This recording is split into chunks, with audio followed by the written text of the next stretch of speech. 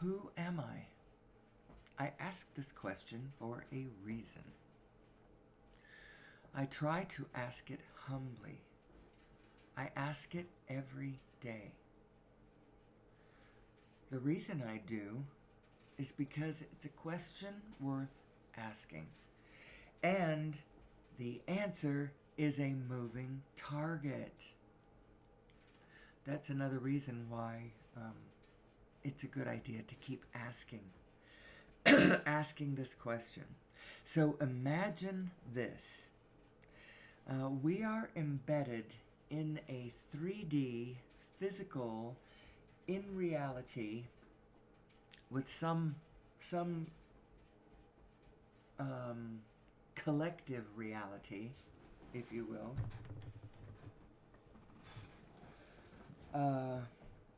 In a movie that's been going on for, and if you don't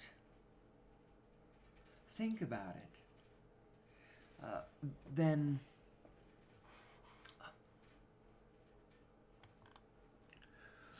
I just paused and forgot to mark my place when I paused, and so now I'm not exactly sure where I was in a sentence, or hopefully I closed the sentence or finished the immediate thought.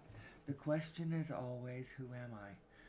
The reference is source energy. And the reason that I do this is because I think it's important. I also think it's interesting.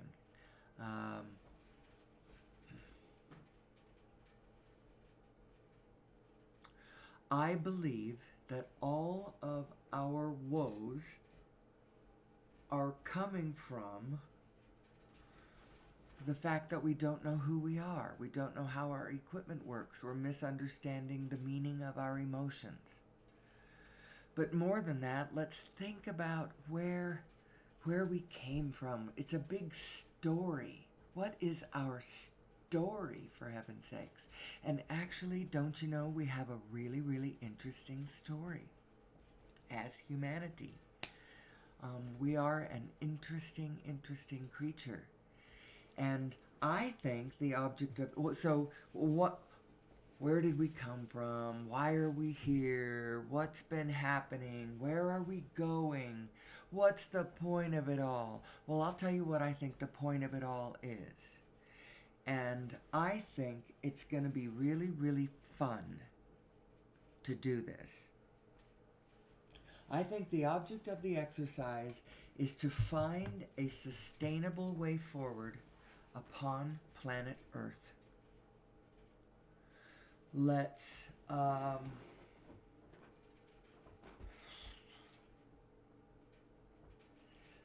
come together in spirit and each call their individual way specifically.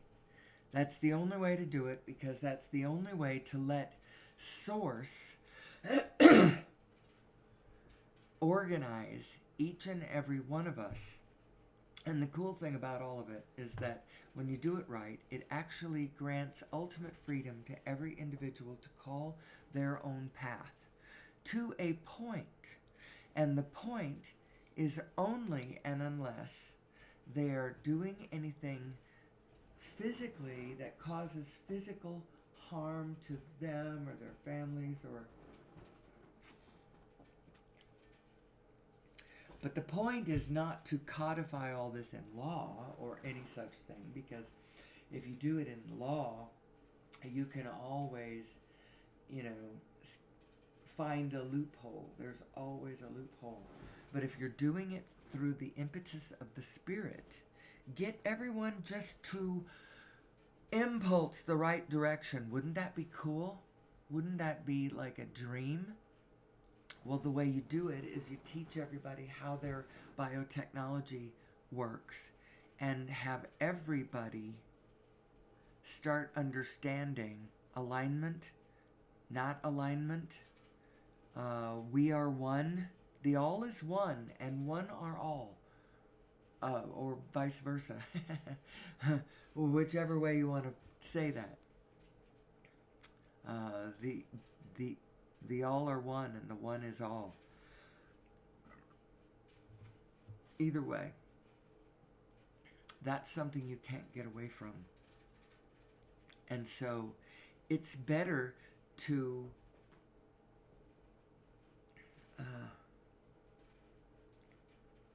I don't know, if we understand this at a spiritual level, then we connect with the spirit, and then every individual gets to be their own authentic self in this magnificent kaleidoscope of reflection. And it's we are all reflectors of one another, and we have all kinds of mirror mechanisms within ourselves, including things like mirror neurons in our brains, and the mirror neurons, the, what the effect of the mirror neurons is that they fire when you observe someone else doing something, in exactly the same way that the other ones fire when you're doing it. Now, I actually don't know whether the mirror neurons fire also when you're doing stuff, or whether they're just assigned to fire when you observe, but they fire when you observe. Mirror neurons.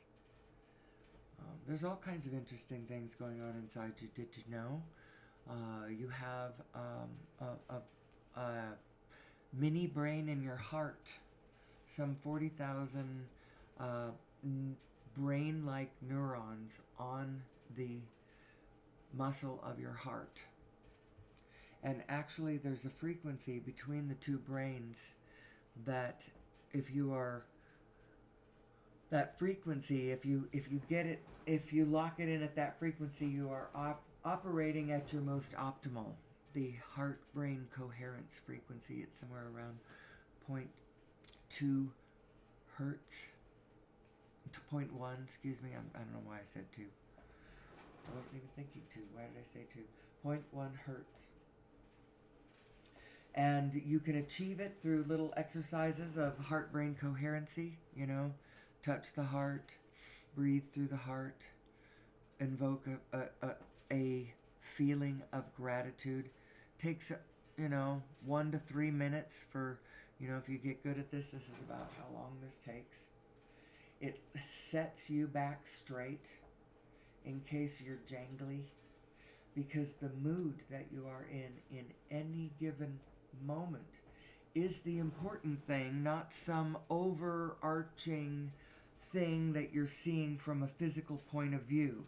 Now, it's great to have overarching things from a physical point of view, like real projects and real life, and real action, doing real things to help the real problems. I'm air quoting every time I say real.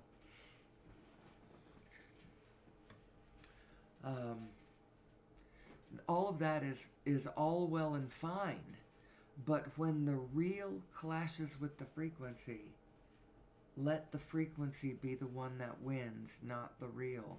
And the frequency I'm talking about is the one of peace and love, and not negative emotion within you. Do not act on negative emotion. Feel your negative emotion. Understand your negative emotion. You don't even judge your negative emotion. As a matter of fact, don't judge anything. I watched the Netflix show about Scientology twice in the last couple of days, and it's real interesting.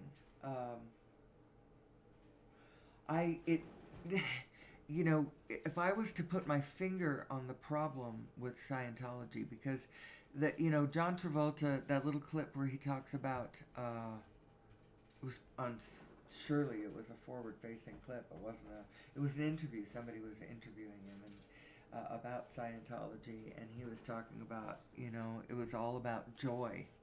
Life was all about joy, or this religion was all about joy, or something. He's not wrong about that. And the fact that he was so excited about it, and his face was lighted with such fervor, you could see that he wasn't lying about what he was. He was a believer. L. Ron Hubbard was a believer. He wasn't just a scam artist. You know, he believed what he was saying. He believed his own medicine. He drank his own Kool-Aid. I recognize as I go forward in this path on this show, the Who Am I show, I'm skirting places where, you know, it might get treacherous if I got too... Now, I don't even think there's a problem with getting full of yourself. In a way, that's a good thing. But you don't want to lose track of... my message is not that I am so special, although I am so special.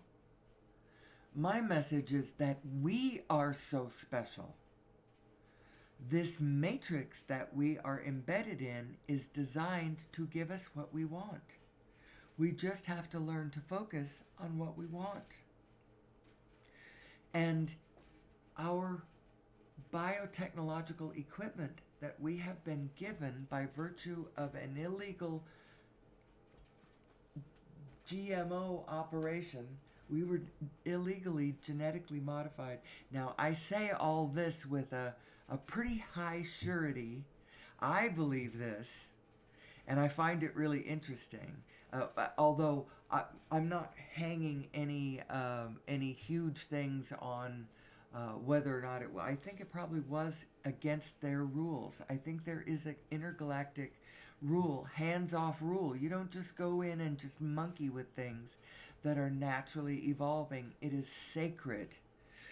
You can harmoniously interact through the impetuses of Source.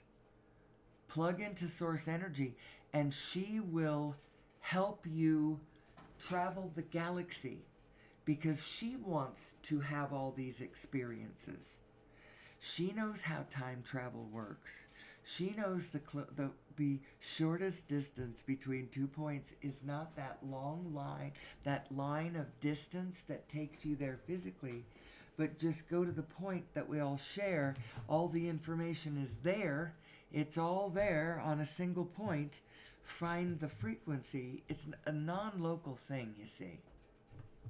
You don't have to worry about traveling the distances because you actually have the mechanism by which to travel. I think this really is true. It's a consciousness thing. Of course it is. It's a universal consciousness thing, and I think it boils down to the holographic nature of the universe. The fact that all of the information is encoded in the Planck field of every proton, which means you have all the information of all the universe coming to you across all of your atomic structure. You know? And so, of course, it makes sense that you might have an inner being that can understand your place in the universe. Did you know you are a vibrational being in a vibrational universe? You really are. We really are. And I often, sometimes this is an afterthought at the end of my show, but I'd like to put this in here now just because, you know, just let's mix it up a bit. I have these 2 slides just because I want to point at cymatics, which is the study of the relationship between vibration and form. And so it's important to know that there is a relationship between vibration and form. And we live in a vibrational universe, and as the vibration changes, so does the form. Now, it's happening in a way bigger way than just you. But the interesting thing is you are in possession of a mighty, mighty, mighty processing mechanism. A machine that is, L. Ron Hubbard thought that the physical mind was this perfect, infallible, I guess, it did not make mistakes. Your physical brain, your I'm not sure what part of your brain he thought was infallible. You do have a perfection inside of you. But this perfection lines up with Source and lines up with all of us. And this perfection that you aren't there all by yourself. It's not like, I'm perfect and you aren't. And we all are, we're dancing this beautiful, terrible, sometimes divine dance together with one another. And our physical form is actually really quite important in the equation. So don't discount it, and don't try to suppress your ego because it's some sort of evil thing. And the path to spirituality is to, stomp on your ego or whatever. The object of the exercise is get your ego into alignment with what you need and what you want, and the win-win position with all of us. Actually, just get into alignment, and you're going to find a position that lines you up win-win with everybody around you. And it doesn't so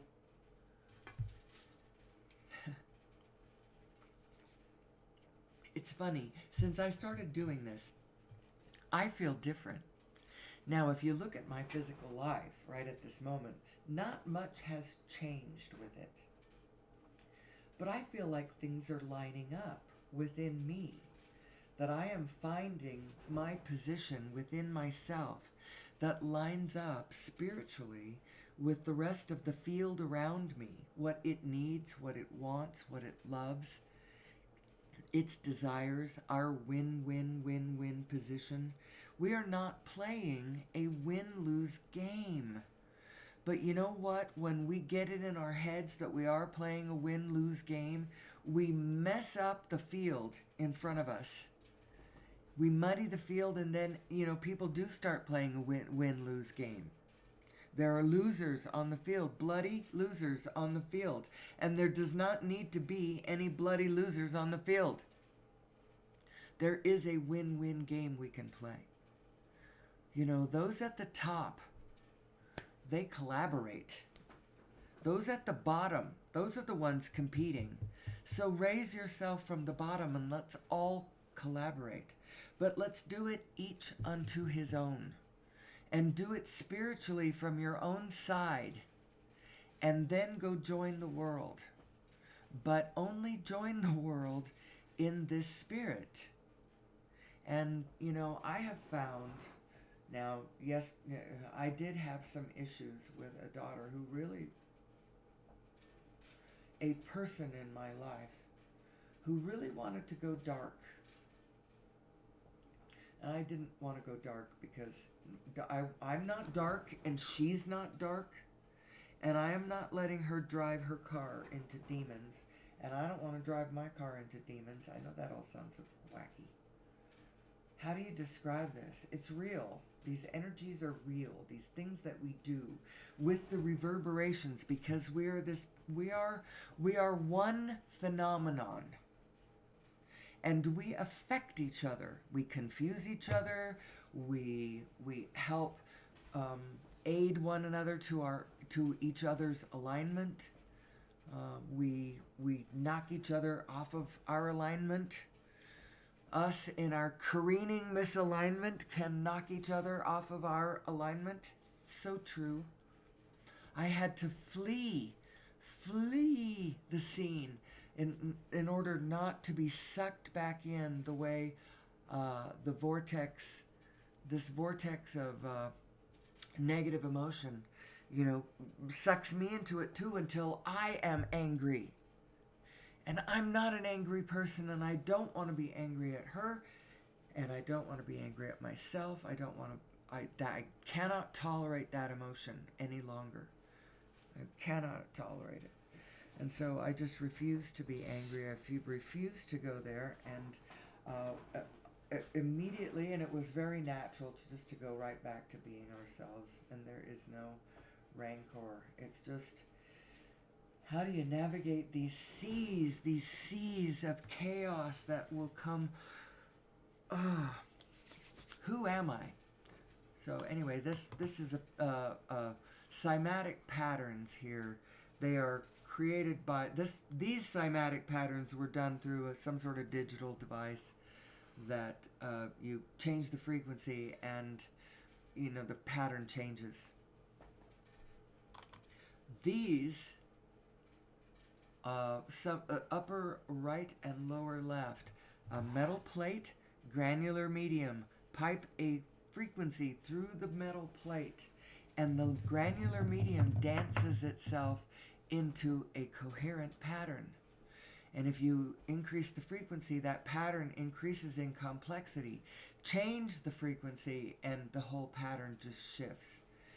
And the reason I initially found this interesting, and Greg Braden points this out in his message of don't be afraid. Don't be confused by what you see in the field around you. Because things are changing really fast. So what it can appear when you go from one frequency to another frequency, or even from a lower to a higher, it can look like, especially if you go from one frequency to another, in between, as it changes, it looks like chaos, but it isn't really. Some things are passing away, other things are coming into view. There is a flow to the whole thing. The whole thing is flowing to more freedom, more justice. The arc can be long, but we all have an inner being, and this inner being is locked on what we want. We just get into alignment with what your inner being knows, and she will guide you and us all to where we want to go, which is peace on earth, goodwill towards men, but not in a militant kind of way, Just truly peace. Be more kind in your heart. Be less judgy in your mind. Understand that if you have to back up, I don't know how many steps you have to back up so that you can see this picture as big as it is. And I'm not just talking about the big picture, about physically what's happening physically in this moment, because that is but a snapshot in a much, much larger movie. It'd be like if you had one little snapshot, and it wasn't the quintessential snapshot either. It was just some snapshot, some still frame of a larger movie. Maybe it's just gazing out onto a pasture, for a moment in the movie. That's what happened. But now, do you know what's happening? Do you know the meaning of the movie? So, anyway, I'm not sure where I am in this. It's a vibrational universe, and it is ongoing. You have an inner being who has got you. Are you resisting? Are you believing the darkness of the world just because in this moment you see darkness? That's no reason to believe that the world is dark. The reason the world is dark is because we don't understand ourselves. And in our not understanding ourselves, we are creating a world of darkness, but we don't need to. It really is not necessary. And the spirit of it should be, it isn't necessary. Let's just don't do it. Let's just do something else. Let's just understand ourselves. And in our focusing upon how cool this divine matrix that we are embedded in, that we are intricately a part of, is divine machinery designed to give us all everything that we want. It's actually designed to give us all what we want. It's not as designed to give most of us not what they want, and a couple of us exactly what they want. It's not really as designed to do that. It's more of a win-win-win-win kind of a thing. And so everyone is included, but everyone needs to understand who they are. And in loving kindness, not just be kind to each other, but most of all, be kind to yourself. What is disempowering the world is everyone feeling like they are not worthy. Our sense of unworthiness kneecaps us. It self-hobbles.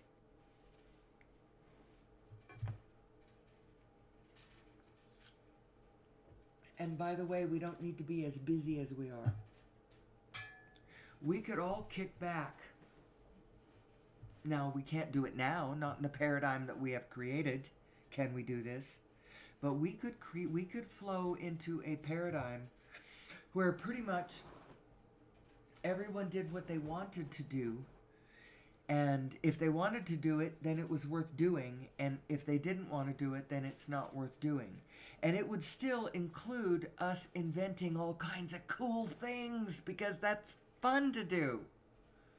But it wouldn't include a lot of things that we do that, the Source would help us organize, with ourselves, with each other, if we would only understand how she is trying to do this, how we work, what is my individual biotechnology, my inner machinery, how does it work, what are my emotions, what do they mean, what are they really, how do I interpret them, what is the meaning of my life, and how do I get what I want? How do I get what I want? Well, you're designed to get what you want, so how does it work? You have to focus on what you want. Well, I do. I just think of money all the time, and I just still don't have any money. Well, you're not thinking of money, you're thinking of lack of money, and you're not actually following the impulses you're getting from Source because they always feel good. Well, I don't feel good at all. Well, then you're not following the impulses of Source. Well, I don't know how to do that. Well, let's see if we can unpack some of this, because you can learn to do this. So you have two aspects of yourself, and they might be working against one another instead of with one another. So let's look at this. This is the famous picture. So let's call the left one Source, and it's also desire. What? Desire is Source? Yes, desire is Source. But then how come is desire the source of the devil? Well, the reason it is, and because I'm not arguing that it is, because it is. Desire comes from the devil only when you are not in alignment, when these two sides of yourself are not in alignment with one another, then your desire is out of alignment with the rest of the field, and it might be a destructive desire to everybody else's needs. There's the litany of the 7 needs, and if those 7 are taken care of, then I guarantee your physicality in general can continue, up until, and you expire from old age, whatever. That's air, water, sleep, food, shelter, relationship, and expression. And all of us need all of those things. And if all of us would get all of those things, then we could, put our heads together. We don't have to be a burden on this planet. Biology is a source of abundance. The more biology, the more abundance. Yeah, you don't want to become an infestation, a pestilence. It's true, because it can overrun something. Well, at some point, if you're overrunning the system, you're either going to bring it down, or you're going to understand what you're doing and get into alignment with all things, and then you can become a co-creative player with it all. We don't have to be such a burden on humanity, on the planet. We We can do this, but the way we have to do it, there is only one way to organize 10 billion of us. And it is not by better laws enforced better. Better enforced, better laws. That is not what's going to do it. What's going to take us into the 22nd century is plugging into source. It's a very plugging into. It's not the. There is an aspect of it that is very clinical, that is very abstract, that's very mathematical, that is very, very in general can be agreed on from every ethnicity.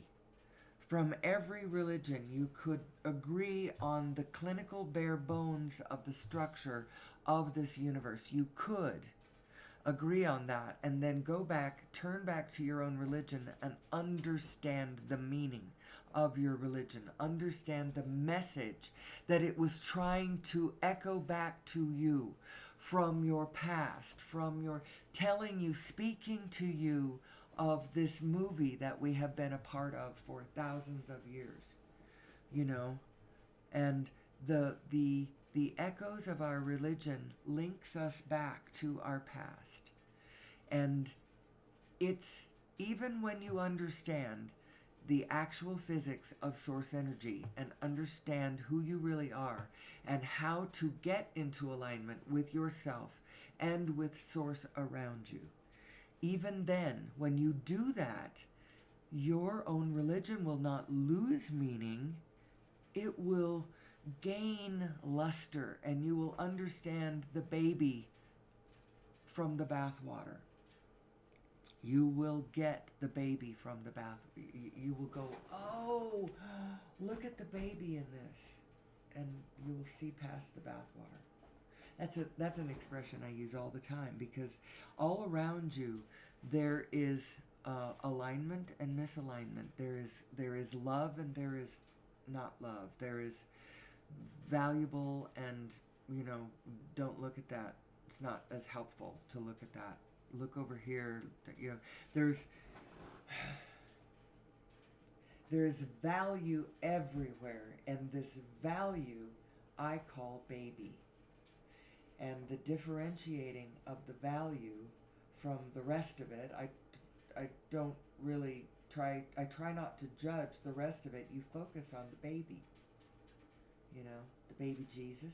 I don't know. Is that metaphorically where that came from? I don't know. Focus on the baby, not the bathwater. And don't throw the baby out with the bathwater. That's a really helpful thing, because when you judge yourself, everything you ever did was for a reason. Creation makes no mistakes. You are here for a reason. You are engaged in whatever you're doing for a reason. You're also involved in this reason. It's both. If it's mixed up, it might be because you got your own machinery sidewise to itself, backwards. Your panties are in a wad. You're backwards to your own mechanism. You are crosswise of your own energy stream. There's so many ways to say this. You are not in alignment. These two aspects of yourself, your physical mind, that's doing its physical vibration thing, you are in control of that mind. You, the one that is conscious, the one that is listening to me do this recording, you are in control of that specific physical mind, the one on the right, the small one, your specific light. That is you shining your light onto your piece of the grid, your sacred divine piece of the divine matrix. And that's your job, to light up your section of it. How do you do that? Well, line your two selves up. Well, how do I do that? Pay attention to how you feel.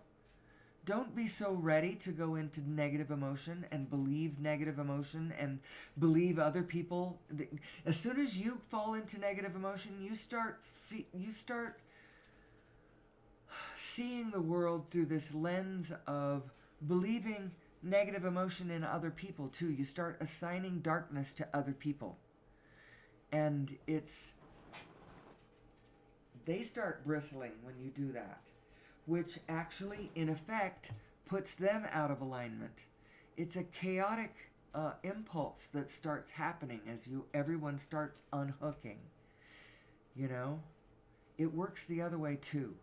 When one person gets into really good alignment and you cannot shake them, and then they've got a lot to say about the world and the meaning of the world, and they do it from a position of kindness and clarity and empowering others, empowering us all, you know, the message can get quite strong. And you know, there's a lot of teachers out there who are sort of bending this direction. If you have this direction in your heart and you start looking for it out there on the internet, it's all over the place. Now, conversely, if you start, if you start adding to the momentum of the chaos, the darkness in your heart, the anger, as you physically start focusing, yeah, but do you know what's really going on out there? How outrageously, it's almost like, the movie Raiders of the Lost Ark, everybody's seen it. That scene where they open up the Ark and the Nazis are looking in and they're going, it's beautiful, and then but then their faces start melting, and it's like it starts getting really horrific, and Indiana Jones says to the girl, and I can't remember what her name is, don't look away. Well, the only part of it that's like that is the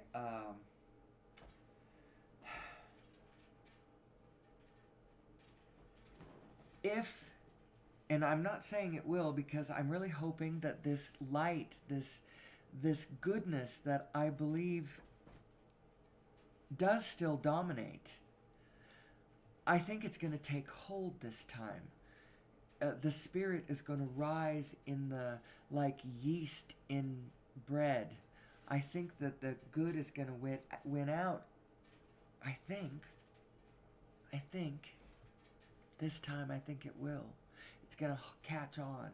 It tried 2,000 years ago, this movement of the Spirit, movement away from the law into the Spirit, the time of the Spirit, but it didn't work. Civilization wasn't ready for it.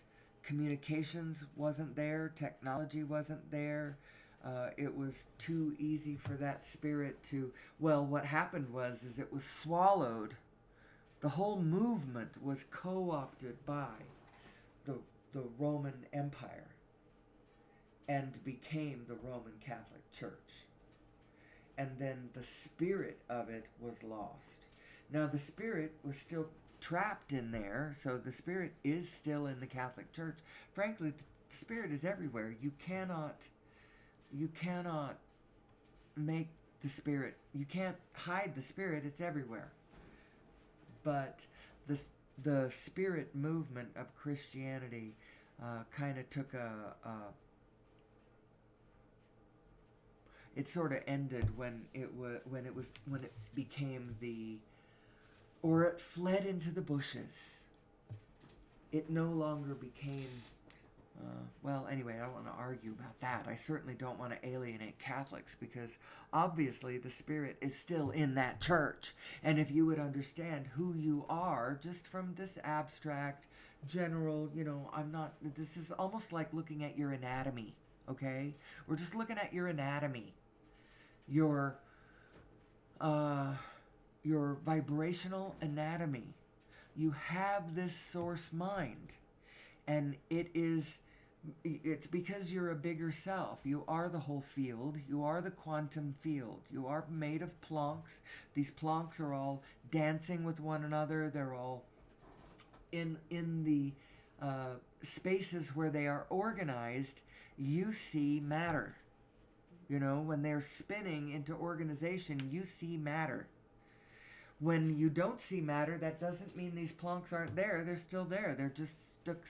They appear stochastic. They're just kind of, frequencies. The air is full of these frequencies that are all kind of touching each other. When they go into spin, when this ether goes into spin, it looks like a proton at the center of an atom, and all the forces that are created by this spinning, So I would advise you, please go watch all the stuff I put on my my list. I have a links list, and the universe is going to send me the right person someday who's really going to grab onto the possibilities of this Who Am I project. From a physical standpoint, they're going to go, you know what?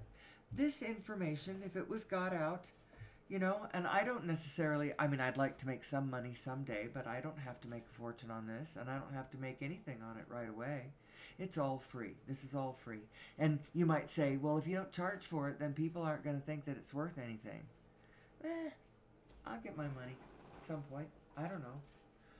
The Lord will provide. Abundance can be, the definition of abundance could be said as the continuing ability in any given moment to take the next step you need to take, no matter what.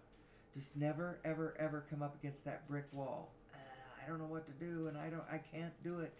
I have all these, so let's go back. Let's don't go back. I'm going to go back to that in just a minute. But right now, I've gone to the links list. We'll do this really quick. The Lost Century and how to reclaim it. That is, practically speaking, please, this is the pathway out of our wilderness. What is the wilderness? It is a wilderness of a world of apparent scarcity. Right here, this thing right here is going to inject so much energy onto the system that it's going to be enough. It's going to put everybody back to work, because everybody's going to have the power, the literal power to be able to make any of their whatever they want to do happen. And from a physical standpoint, that will mean power to operate whatever technology they happen to have, power to operate their air conditioning, or power to make their tractor, plow the land, or power to build their greenhouses in the cold weather, or their big fans, and desalinate the ocean water, and resequester the carbon, and all of the things that we need energy for. And the only energy source that we're being offered right now is fossil fuels, or certain things that are still central. They're still they're approved energy sources, solar, but even that, oh my goodness. Anyway, go watch the movie Lost Century and How to Reclaim It. Then we have the paper, Origin of Mass and Nature of Gravity. This is so important because who you are absolutely directly links to this idea of what's the origin of matter itself, because you are matter. You are made of matter. And so the way matter comes into being, out of being, into being, out of being, into being, out of being, sort of like vibrating across a virtual event horizon at all times. That's what you're doing, and it's this pulse, and it's sort of the continuum of it makes it not disjointed, even though you're going in and out, in and out, in and out. Mostly there's this moment, you're mostly coming back in the same way. But if you really understood how it worked, you could move it faster. You could direct motion of things faster. But it's designed to not get chaotic or be chaotic. It's a very stable system.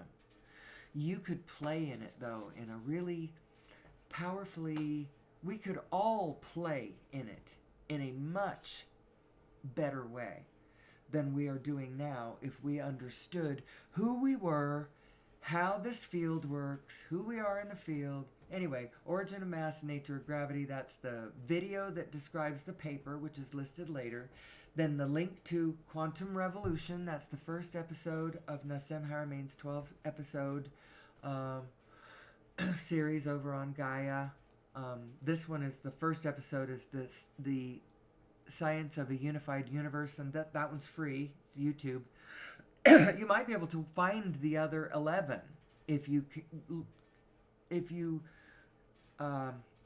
searched for them individually. It's possible. I don't know. There are links on YouTube that will link you over to Gaia, and you can do a free trial and just watch it there, and then unsubscribe. It wouldn't cost you very much. Anyway, go do that. Those 12 episodes are really good. It takes you through spinning space-time and the fullness of space and the black hole structure, because it's all black holes. And black holes are not necessarily the ravenous monsters that we imagined them to be. Every proton in every atom of your being is a little black hole. And I actually have a slide that illustrates that too, the black hole structure. Do I? What do I have? Oh, that it's a black hole. Let's see. This one right here. This is the black hole proton. And there's such a thing as Hawking radiation. It's what happens with black holes. They fling off a little particle. They're a little particle goes positive, negative. The positive one gets thrown off. The negative one gets absorbed, which causes the black hole to lose mass. There's an evaporation time to every black hole. Well, the black hole evaporation time of a proton looks to be approximately 10 to the 35 billion years, and that's a long time. We haven't even gone 10 to the 2 billion years in this whole time of our universe yet. 10 to the 2. 10 to the 2 is 100 billion years, and 10 to the 3 is 1,000 billion years, and 10 to the 4 is 10,000 billion years. You see how fast that gets really, really big? So, anyway, back to the links list. Let's finish this up really quick. Then, The Connected Universe. That was the movie made in 2016. Patrick Stewart narrates it. Because Nassim Haramein published his mathematics that connected the quantum and cosmological universes back in 2012. Did you know that? If you watched The Big Bang, you wouldn't have known that, because Sheldon Cooper and his whole world does not know that they don't recognize, I guess, but at some point they may have to recognize it if the mathematics adds up. And it's people like that, people like Sheldon, are the only people who are going to be able to understand the freaking mathematics of that, because it is pretty high level, Go try to read the stuff that Stephen Hawking or John Wheeler or whatever ever wrote. Their equations and stuff. You have to understand it's a very, very highly specialized language that, physicists learn. So the next one is Living in the Future's Past. The reason I put that one in is because we are a superorganism. We are more than just ourselves. We are the whole group. And there is a win-win position, by the way, for humanity. There is a win-win position. And the Spirit will guide us to this, by the way. Have I said "by the way" too many times lately? I think I have. I feel like I've said it like 3 times, maybe. That's too many times, by the way.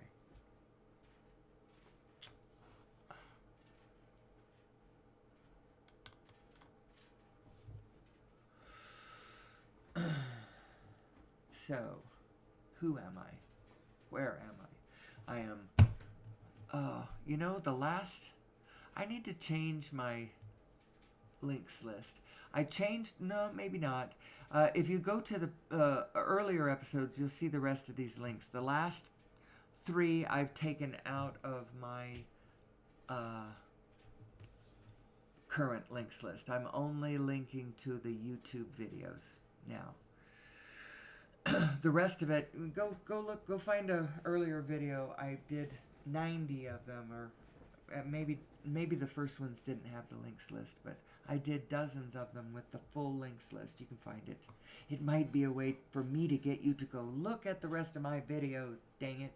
They're mostly the same thing, but they aren't really the same thing because this topic is really big, and you can come at it from all kinds of different ways, and it's helpful to see, who am I, and what is this universe that I abide in, and how do I get what I want? And I was hot on the trail of something. I think I've got a way to describe this that may be helpful. Boots on the ground. How do I get what I want? Remember I started back a while ago, I said that desire was your source side. Really? What? Desire? Why? But desire is the root of all evil. Yes, misaligned desire, absolutely. Out of alignment. If you get backwards, if you get crosswise of what your source is trying to tell you, to guide you, to help you feel, to link in, if you get crosswise of that, then your desires become more destructive. They become more cancer-like, more feeding this cell, regardless of how it affects the rest of it.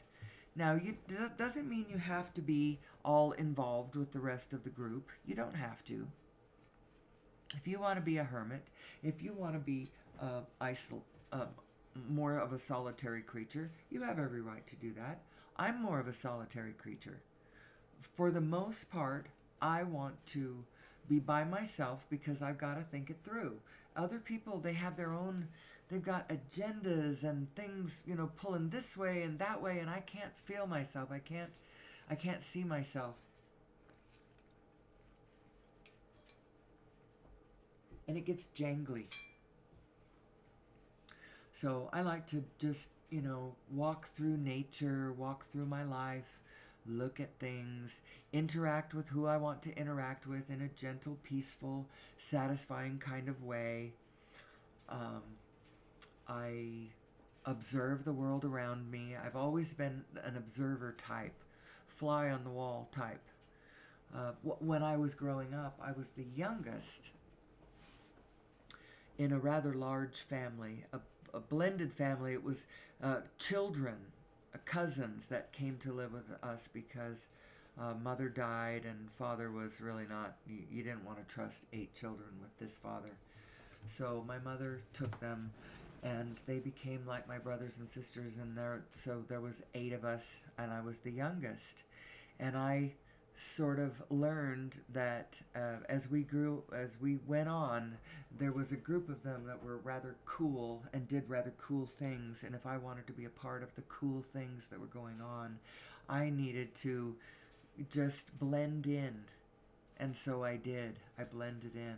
I love to do that anyway. Why do I bring any of this up? Just, every once in a while you might wonder who this is. Who am I? Who am I? As I pose this question, who am I? Anyway, back to the picture in front of me. I'm going to tell you about your desire and your belief. Your desire, think of your desire as your source side and your belief as your physical side. If you are not getting what you want out of life, one of two things is happening, and it's probably a combination of both things. Now, your desires, your pure desire is not the object you think you desire. Your pure desire is for the feeling itself. Your desire is for a feeling of freedom and joy and expansion and love and exhilaration and feelings. You want feelings of security. You want to feel safe in this world. You want to feel comfortable. You want to feel... Now, those are sensual feelings. They are not the same thing as these emotional feelings that I was actually... But your desire to feel things is not There's nothing wrong with that. That's where, that's actually, it's not only is there not anything wrong with that, that's where your source is. So please know that where your desire is sacred. You are a better,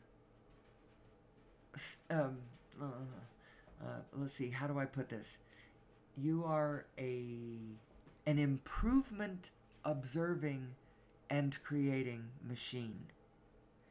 So what your consciousness is actually doing, what it can do, your desire is okay. I've gotten into the weeds here. You're designed to get what you want. If you're not getting what you want, then the reason you're not getting what you want is because your beliefs and your desires are crosswise of each other. What you believe, you've left it somewhere. You've left it like, well, what I really want is a jet airplane. But I can't have a jet airplane because nobody I know has a jet airplane. And then you just stop right there. But nobody ever wants anything that they want for any other reason than that they believe that they will feel better in the having of that thing. And they may or may not be right about it, but what they're actually desiring is that feeling, and your inner being will lead you to that feeling if you will let her. But if you leave it short-circuited, I want more money, but nobody has any money, so I can't have any money. If you just leave it there, and now I will just look at what I've got and, make do. Suppress my desires, because to desire things that I cannot have only drives me crazy. Well, there's all kinds of things to want. You can want peace. You can want loving cooperation. You can want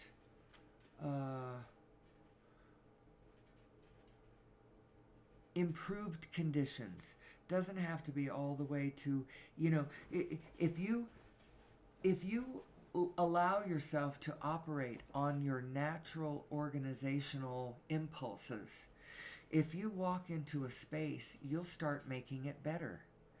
And what you're doing is your desires and your impulses, your beliefs are all in alignment with one another.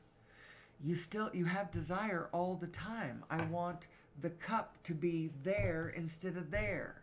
I want the bath water to be a little warmer because that's not quite hot enough. I want the backyard to get some water because it's dying and the tree is dying and the birds live in the tree, and I feel the impulses of everything. If you start letting yourself do it, you'll feel it. You'll start feeling it coming from all the field around you. And when you allow yourself to walk into a space and start impulsing off of the situation, now maybe you aren't a gardener or a farmer or a nature person, but I used to do this.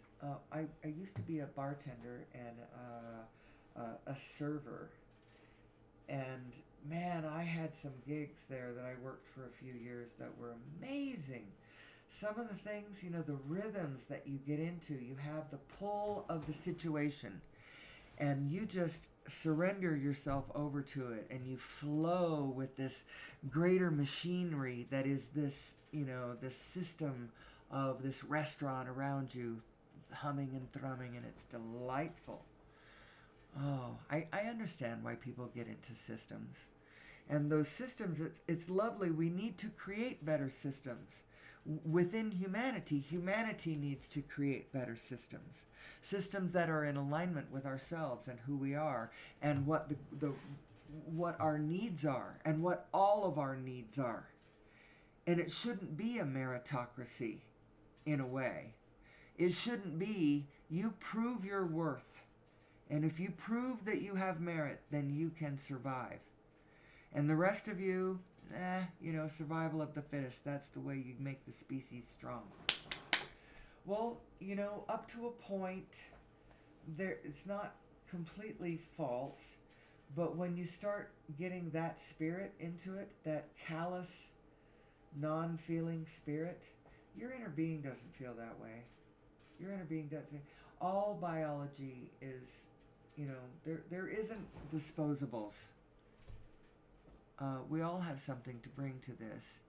And naturally, we actually are going to find our way to a more powerfully healthy version of humanity. But we aren't going to need to exterminate anyone or anything who is less than the optimal. And by the way, the superhuman is not an individual, but rather the entire superorganism. The superhuman is the superorganism of humanity who has all these systems in place that connect us. We have a supply chain that puts goods out on the supply chain. And then if you have this currency, any kind of this currency that allows you to buy into the supply chain, then you can snag for yourself some technology or food or clothing or building materials or a place on a seat on an airplane or borrowing a car in a foreign city or and what is going to happen when we open up the energy thing is that there is going to be a flood of renewed energy on the system, and it's not going to be what it's going to do. It's not going to make it so that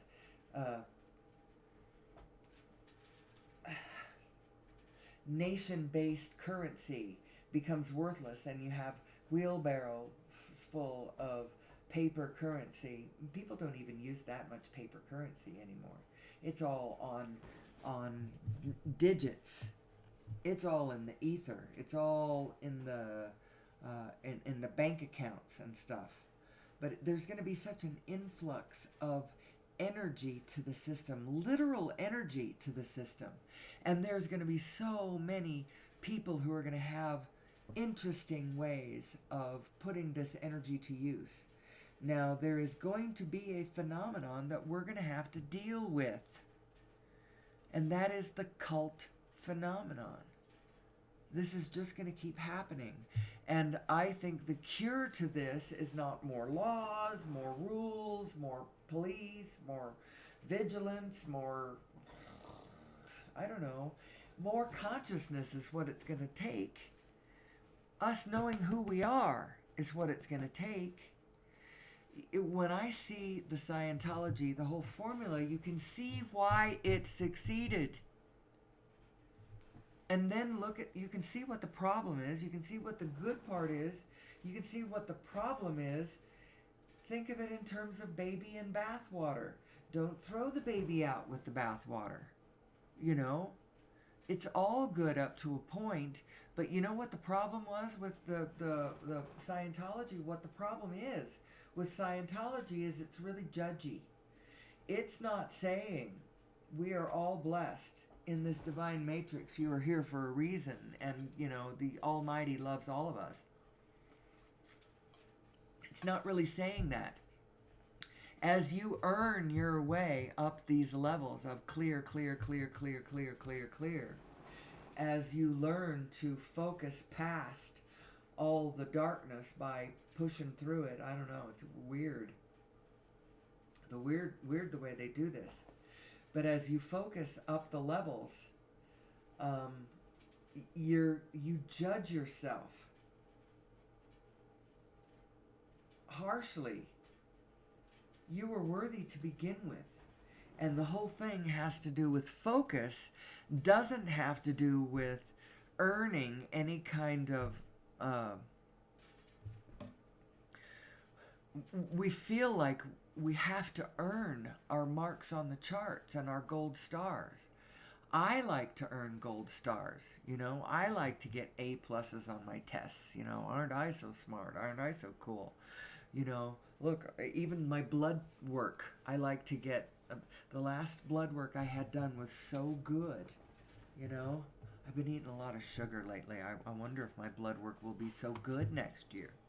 I don't know. If I can keep focusing on the positive, maybe. I don't know. Who am I? Who am I? This is a really deep and important and interesting question. Now, what I think you need to do is you need to respect your desires, because your desires are coming from a real place.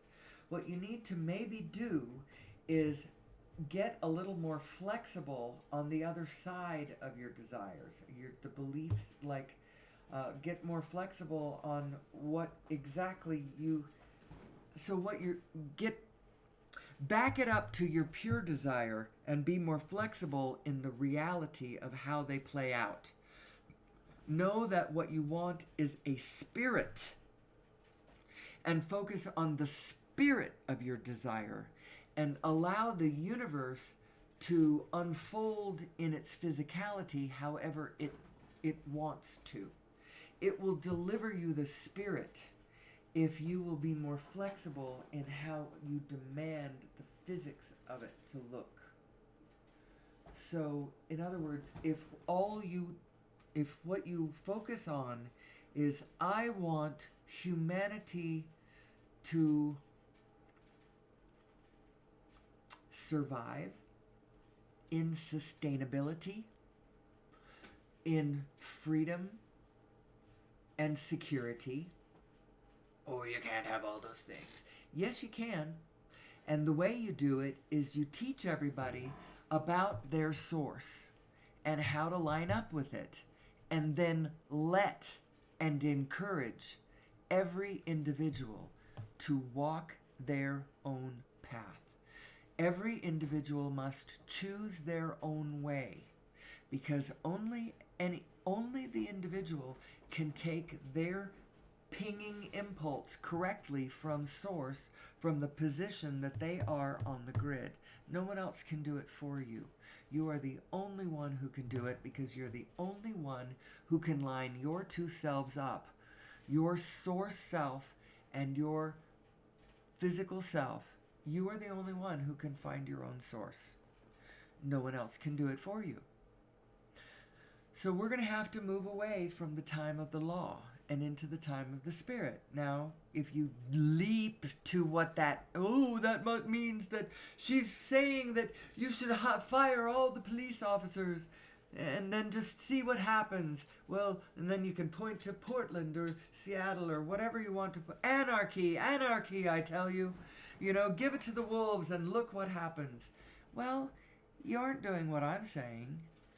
This is going to be kind of more of an incremental process, the way I'm saying it, as each of us, as this coherence, as this coherent understanding of alignment and the divine matrix and the actual nature of physical reality and vibrational reality and how it relates to itself, how vibrational and physical nature relates to each other, and who I am as my source and my physical self, and how do I line my two selves up? What does that feel like? And what does it feel like when I'm not doing it? And how is that the meaning of my emotions? And how do I do this? I care about how I feel, and I'm not so quick to allow the negative emotions, because they are not me. I am not negative. Encourage each other to their positive, and then let's see what happens.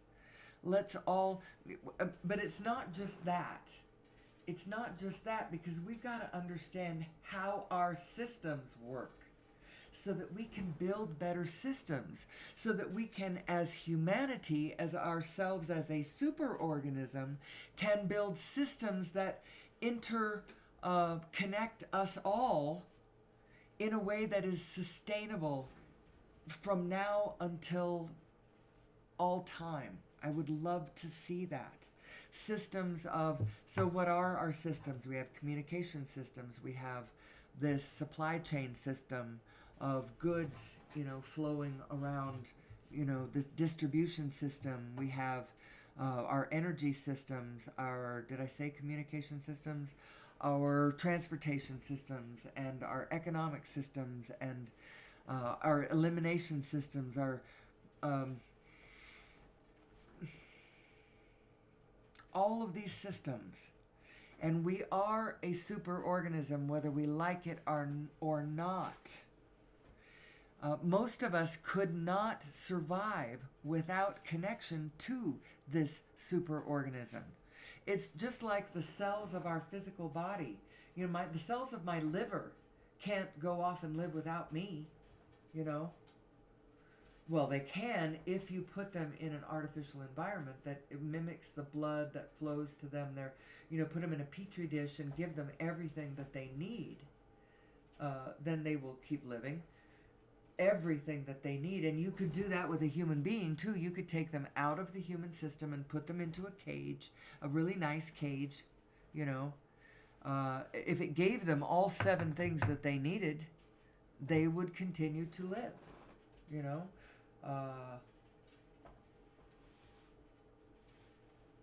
the 7 that I said earlier: air, water, sleep, food, shelter, relationship, and expression.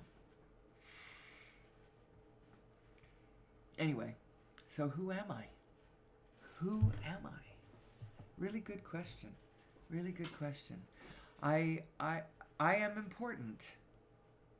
And you are important, by the way. Find your special. We live in the land of Xanth, by the way. Oh, I said by the way a couple of times in quick succession. I shouldn't do that. We live in the land of Xanth. Have you read that series? Probably not. Most people haven't, but you may have heard of it, especially if you're a reader. If you're an older person and a reader, you may have, especially if you're a science fiction reader. Piers Anthony. And in the land of Xanth, all of the people in the land of Xanth, every one of them had a magical power. It's also like the people in the house on the movie Encanto, with the Disney movie Encanto. Enchanted. What an interesting world we live in. What an interesting world we live in. And it behooves us to ask the question, who am I? Who am I? So back to belief and desire, because I don't feel I really left it where I should have left it. You got to get them in line with one another. You got to believe what you want. You have a mechanism that wants, that has desires, and then moves in the direction of those desires. Now, I'm not saying it means you want objects and you have to move in the direction of the possession of objects. I'm not saying that at all. I'm saying you have desires. It doesn't have to be but we live in a physical world, so it's in relationship to objects. So it might be something like you want. I've been living with a garage that is so hideously disorganized, full of, it had a rat in it, for heaven's sakes, although she was a beautiful rat. She was not she was some sort of a natural rat. A big, plump, big fat thing. It wasn't a nasty gray thing with a fat tail, and she was a lovely natural nature rat of some sort. And she had her baby, but she was living in some rolled up carpet that had been on the shelf since we moved in. It was part of the original construction project of the house, sitting on the shelf for the last 14 years. And I have had a desire to get that organized. But it's not even just that. You walk in and the dishes aren't done. You do the dishes. The bed isn't made. You do the bed. You walk outside. You rake the lawn. You wash the windows. You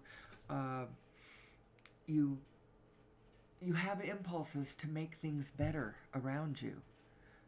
You want your omelet to be fluffier, and so you learn, how to make it. You practice until it gets, you're the best omelet maker. You have desires, desire for better, for more satisfaction, for more, and it's mutual. We're all playing together, and this is supposed to be fun. I forgot to say that yet this morning. Did you know that this is supposed to be fun? Did anybody tell you that you're not actually supposed to be living in a constant state of negative emotion, and if you are, there's something wrong? There's something wrong with you've gotten crosswise to things, and maybe it's because you're focusing on your physical current situation and not realizing that you are actually embedded in a bigger picture where you have way, way, way, way, way more power and connection than what it appears if you're just staring at your physical. You are part of an almighty everything, inseparable from the whole. We are holographic, and it actually makes a difference. It makes a difference in your ability to move out of a situation if you really want to. Or if you succumb to your situation and fade away, then it is good to do that in a state of knowing that it's okay, it's all right, everything is all right, we are all in this together. And then those of us who are left, it behooves us to be a little kinder to the individual cell experience. Because even though we all are part of the almighty holographic wholeness, source, everything, we are extensions of source energy. We all live lives of an individual cell that might get swept away by the currents of life at any moment. And how do you take that okay if all of your momentum has been focused purely in a physical way? I mean, the physicality is fun, and we are meant to play here. But if push comes to shove, don't sacrifice spirit for matter. Sacrifice matter for spirit. Because the spirit is what's producing the matter. And if you hold on to the spirit, then the matter just keeps reproducing over and over and over in beautiful, joyful ways that match that spirit. But if you hold on to the matter, turns out the rule of the fluxing, rolling manifestation is that the matter always changes. So you try to hold on to that, and you'll be holding quicksand, moonlight. How to hold a moonbeam in your hand. How do you do that? Well,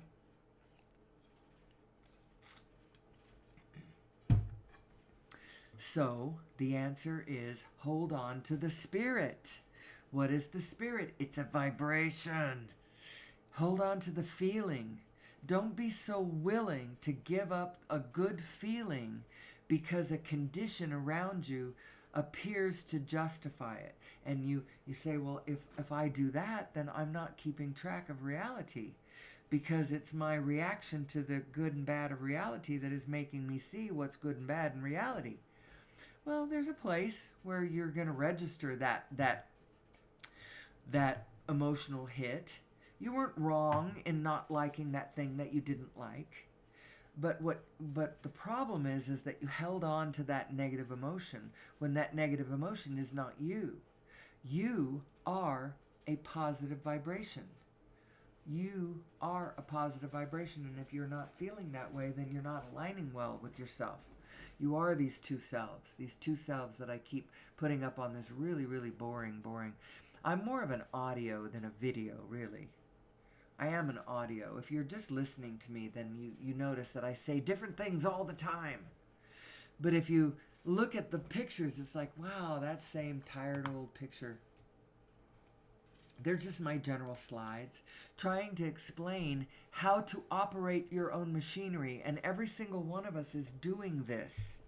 And the answer is not to have big pronouncements from the outside, where we get better and better laws and better ways at enforcing those laws to make sure that everybody stays in this pattern of That's not exactly what to do, although we should have general laws and and guidelines and rules of order, all rules of order should be in complete and utter alignment with who we really are and the greater and better good of the field around us also. All laws should be in alignment with that. And then, if we ever have to enforce laws like arrest anybody or punish them in any way, we don't arrest them and punish them. What it would always be is we arrest them as in the true meaning of the word arrest. We stop them from doing whatever that jarringly anti-social, anti-system behavior that they are engaged in that is breaking whatever that rule or guideline is.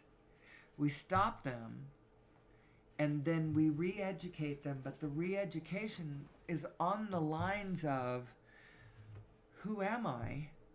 Find yourself, align back with source, get in step with the group, and when we can trust you to do that again, we'll release you back into the wild.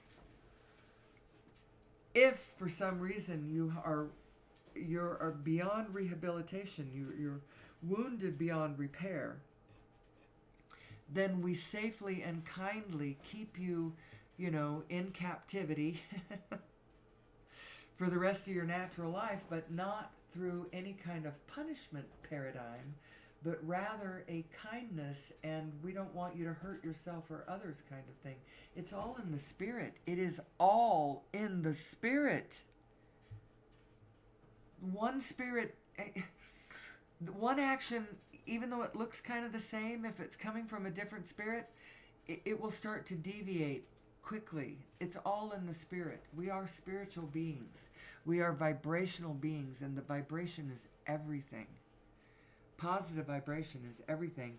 And what does it mean if I'm in a state of negative emotion? It just means that you've gotten yourself crosswise. And while on the one hand, don't beat yourself up for it, because that will only compound the problem, for one thing. That's the biggest reason. And you're also designed this way. You're designed to skirt into negative emotion. But understand how to keep your wheels on the road.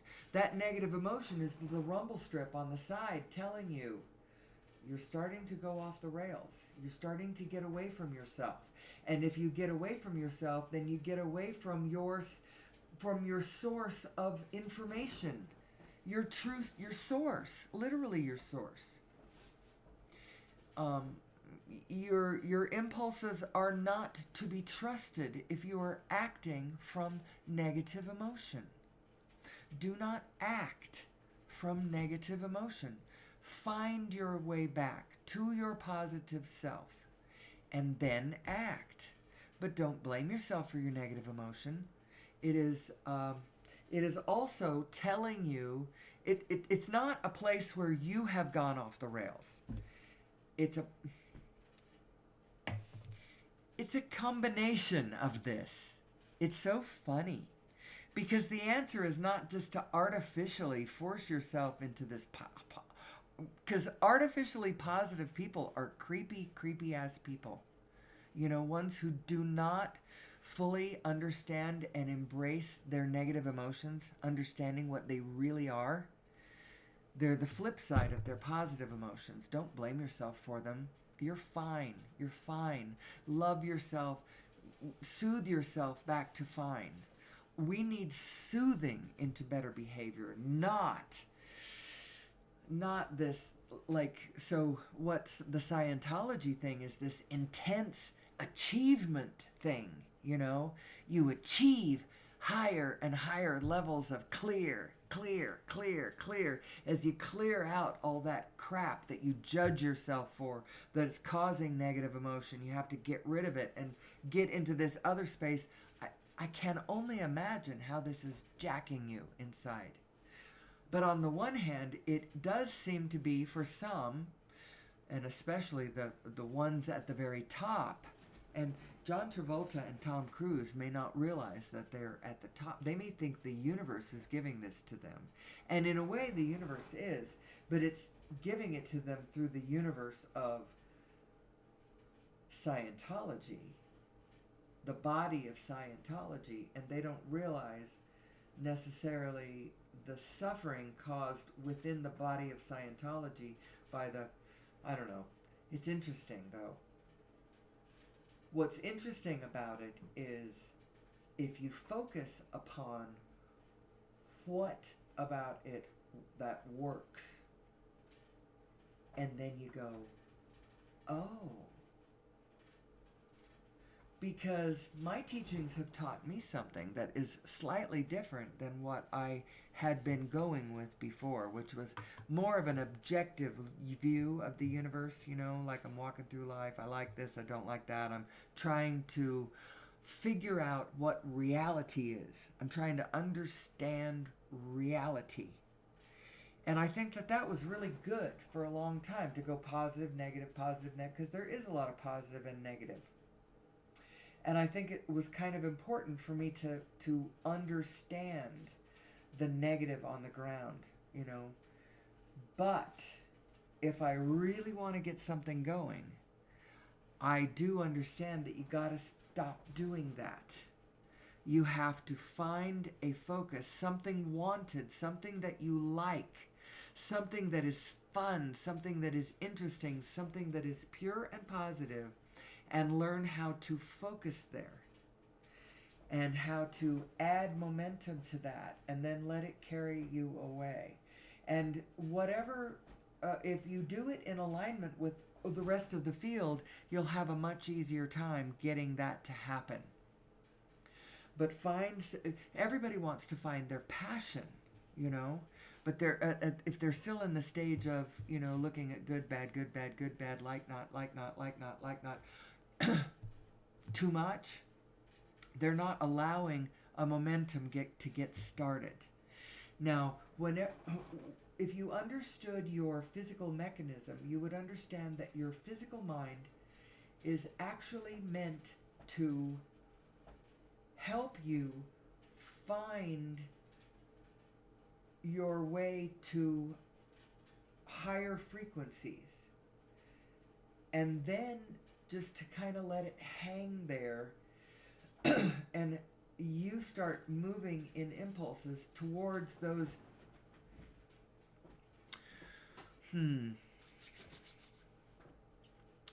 desire and belief. Let's go back to that one. Desire and belief. So you have things that you want, that you believe that you can have, and you have other things that you want that you believe that you cannot have.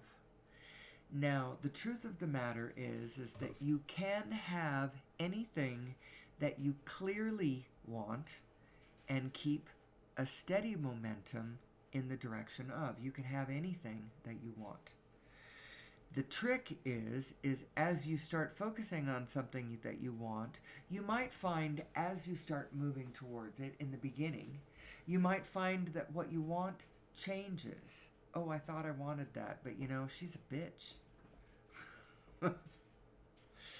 But you might still want, there's still a thing, a spirit that you want. Oh, but I still wanted a family, and I still want to, you know, or, so you keep going.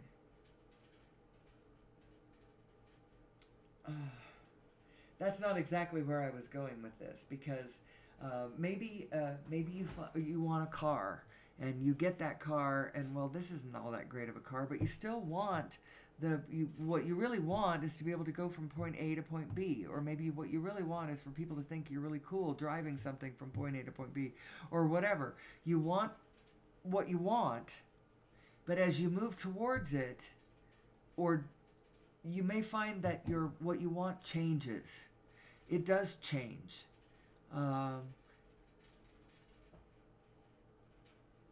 Ultimately, you're looking for clear ground. You're looking for that place where you are now seeing, oh, this is what I want, and this is how I move towards it.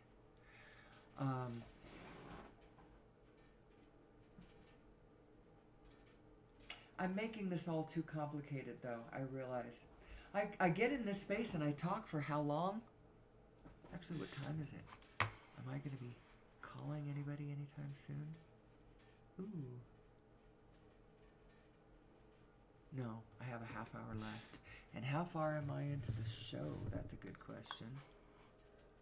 An hour and a half. I'm an hour and a half in. So I could end this at any time if I get to a good point. Wait a minute. What time was I going to...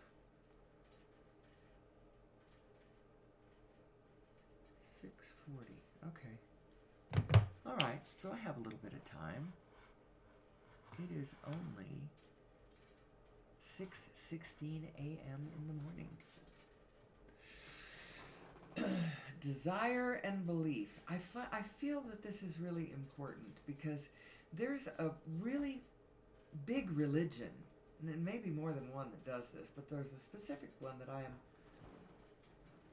thinking about in this moment who really operates on a powerful amount of this religion operates in the negative emotion sphere. Guilt and shame and fear of hell, and guilt from your own sins, and shame because of them, and an admonition to whatever. I don't believe that that's productive. I think that that is a mistake.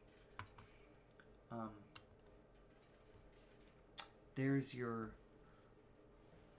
emotional guidance scale, and what this emotional guidance scale is actually measuring is how in sync or not in sync you are with your broader self, your broader perspective, your it's not just your broader perspective, and it's not just your vibrational aspect, and it's not just your inner being as though it's something that belongs to you. You are it. You belong to it, if anything. It is you. Your source side, that is you. You are source. You are source energy. You are an extension of source energy. We are all part of a bigger pattern, part of a bigger flow, part of a bigger field, the quantum field, the divine matrix that connects us all. And when you look at the mathematics of how this connects us all, you realize how it works. And then you realize, oh, wait a minute, if this is holographic, no wonder I have an inner being that vibrationally is in touch with all things. And everyone has this, and it is all in this orchestrated concerto of symphonic harmony moving through time. You are all these things. You are not just yourself. And you are divinely here, and you matter. You're here for a reason. We are all a wholeness. Your neighbor is your unknown self made visible. The vibrational frequency that you are on is everything. What you put out is what you get back. The frequency that you're on, that's what you're putting out. The frequency that you're on. Don't think of it in terms of, oh my gosh, if I don't give all my things away, then I won't get back all the blessings that Jesus, that's not what I'm saying. I'm saying the frequency, the emotional frequency that you are on this emotional guidance scale bandwidth, by the way. The one you're putting out is the one you're getting back. It's the one you're resonating with. It's the one you're picking up on. It's the one whose likeness you keep noticing, that you pull out of the crowds because you're on that frequency. Get on a different frequency, and the world will start showing you a different side. If you understand yourself, the world is a beautiful place to be. A beneficent wish-granting machine of beauty and harmony and joyous abundance. And I don't have enough words to describe how wonderful the world is when you get onto that frequency, and how harsh the world is when you get on other frequencies, and it's you, not it, that's the difference. It's just there, and it's got all the aspects like a big jewel, and which one are you? You have a mirror that, depending on how you align it, can reflect back to you whatever you put out is what you get back. And how powerfully interesting is that? So the 1, 3, 5, 7 download, I already gave you the 7. The 11 is the 11 aspects of joy, and I don't know what those are.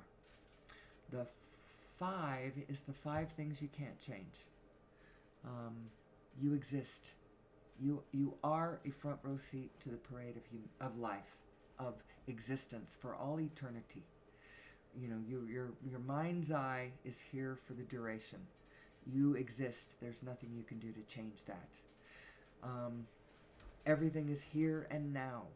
There is nothing you can do to change that. The all are one, the one is all. There is nothing you can do to change that. What you put out is what you get back. There is nothing you can do to change that. And the last one is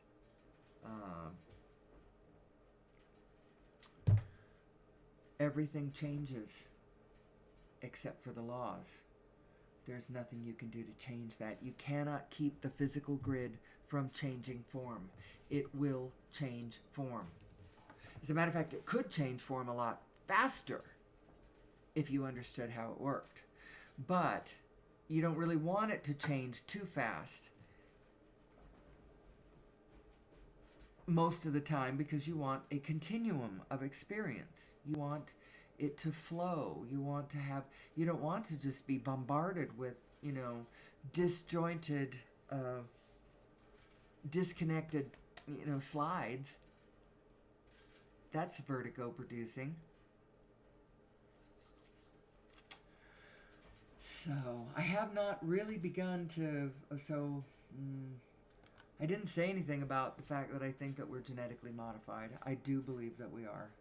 I think this is the ancient technology that exists inside of us is actually, it's a, you can see it in this ancient fusion of human chromosome number 2. There might be more than this. I'm not a geneticist, and I don't know everything. I just came across this one. And Gregg Braden kind of points it out. Now, he doesn't use the GM. He doesn't say it baldly. And look at this. Look at this full abstract. This is an article. It's over at pnas.org. That's the Proceedings of the National Academy of Sciences.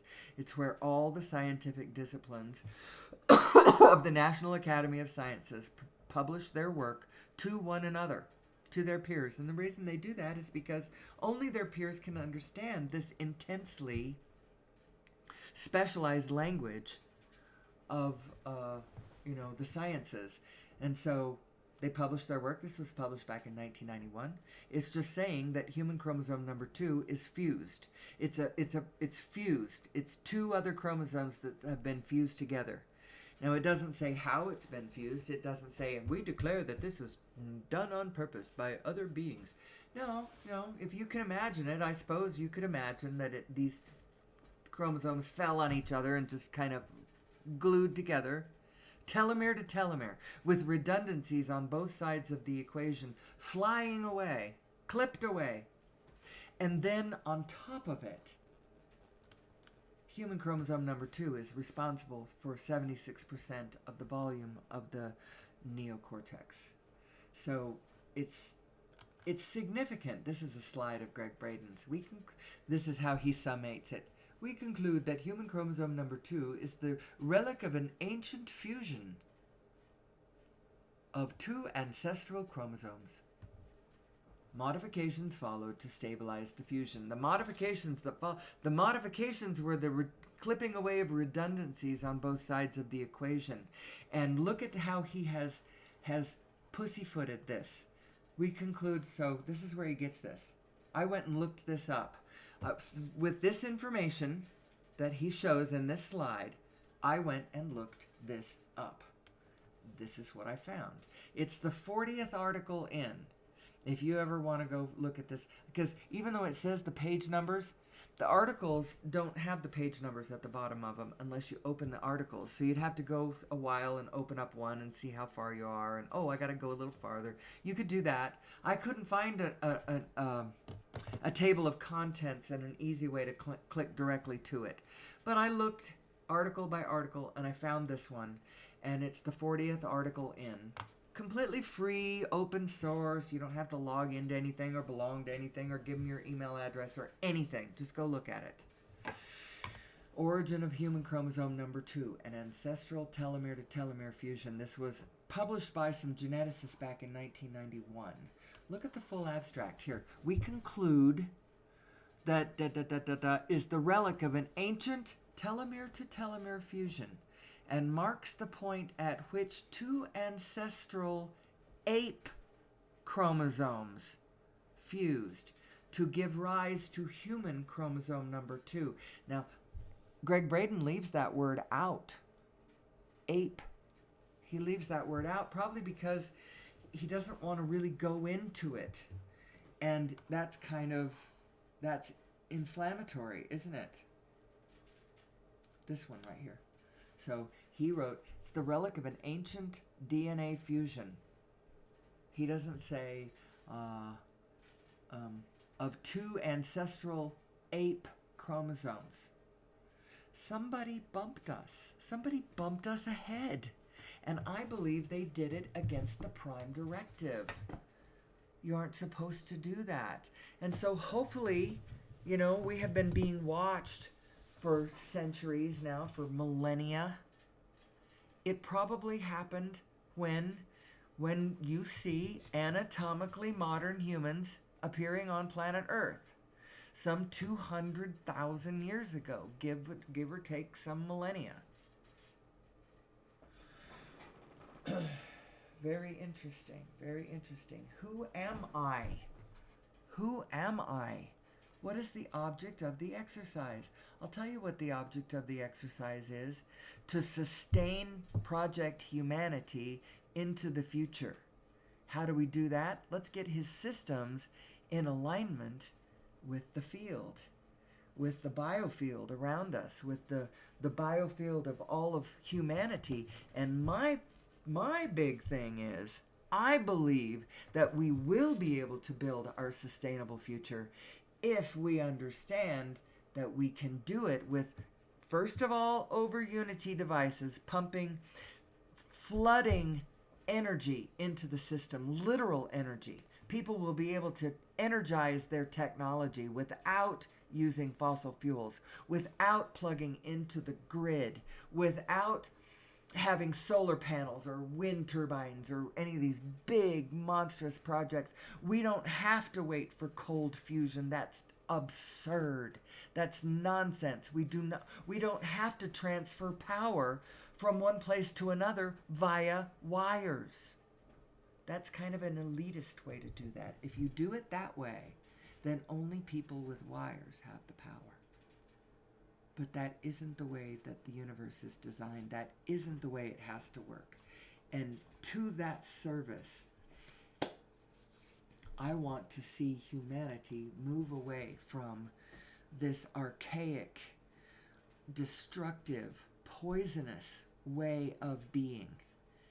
And so, you could get me started on even airport upgrades. I am so pissed. We are upgrading all this infrastructure of freaking 20th century and even 19th century technologies and energy sources that we should not be doing. Now, is it possible that airports are still going to be, yeah. The planes need to be different. They need to be fueled differently. I'm not sure how that's going to end up working. Because we're going to conquer gravity, and that is going to make a huge difference in how we transport ourselves around the planet, both individually and collectively. There'll be large vehicles taking people around the planet, and there'll be others zipping around the planet on their own. And isn't that going to open up the landscape and a whole new can of worms? Do you understand why we need to know who we are before we can make some of these really big advances into our future? Because we need to get over this tendency to succumb to Wetiko. Wetiko, this psychic mind virus, this blindness that thinks that it can see better than anybody else can see. It's almost getting locked into your own view to the exclusion of all other views. It brings me back to my analogy of the blind men and the elephant, each standing at a different position on the elephant, and each claiming that the elephant is like something else. So it's like a tree, no, it's like a rope, no, it's like a snake, no, it's like a sail, no, it's like a wall. And if they all would, in a spirit of understanding that we're all in this together, share their information and go, oh, I see what an elephant is. Instead, if they back into warlike frequencies and compete with one another and say, no, it is like a rope, it is not like a snake, and I will battle to the death because I can see so clearly what I can see. It's fine to see clearly what you can see, but know that everyone else can do it too, and the whole picture is so much bigger than the just the flat physicality that you think you're looking at. There is so many dimensions to this onion. There are so many layers to it. We live in a matrix, a divine matrix of such breathtaking beauty and potential and energy and harmony and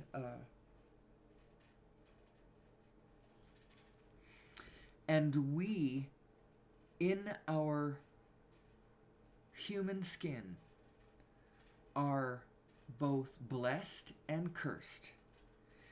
We have this tremendous abilities and incredible responsibility. And when we don't know who we are so powerfully destructive. We can create such suffering and wickedness and evil upon this planet. But the way to get over it is not to chase down the evil, not to make sure that you are focused on the evil so that you don't step on it, but to rather focus on the light, know who you are, keep light in the center of your aperture of focus. Let the evil be in your periphery. Know that it is there. Do not be naive, but also do not let it rule you. Do not focus on it ever, ever, ever. If you can learn to solidly focus on only the joyful, wonderful, fabulous ideas that your inner being has to share with you, you will aid humanity, you will enrich your own life, and probably your bank account too. It's not mutually exclusive. Anyway, I think I'm going to let that be the end of today. I think I have said enough for one day. I have had my proper oral meditation.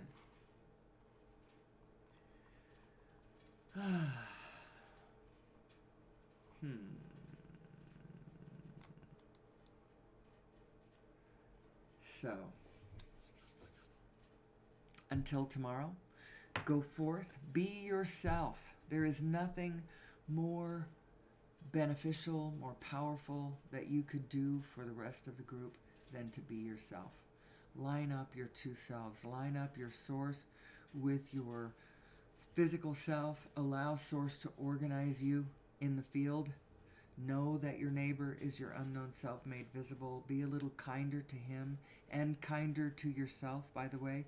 The kindness that you will display to your neighbor begins with the kindness you display to yourself. As long as you are hard on yourself, you will be hard on the world around you. It does reflect outward. You may not realize that it does, but it does. So please Be kinder to yourself. You are fine. You are all right. You are blessed. This is supposed to be fun. This is supposed to be fun. And so with that, I'm going to go forth and have fun. I'm going to go bowling later today. Yesterday I had a great round of golf with my husband. I still play lousy golf, but I am, occasionally I hit some really good shots, and they are satisfying. I'm going to have more fun doing that as the years go by. But until tomorrow, when I think I will be back, I bid you peace. I wish you well. I love you so much. And more than anything, I wish you alignment with your source. Please, may the source be with you.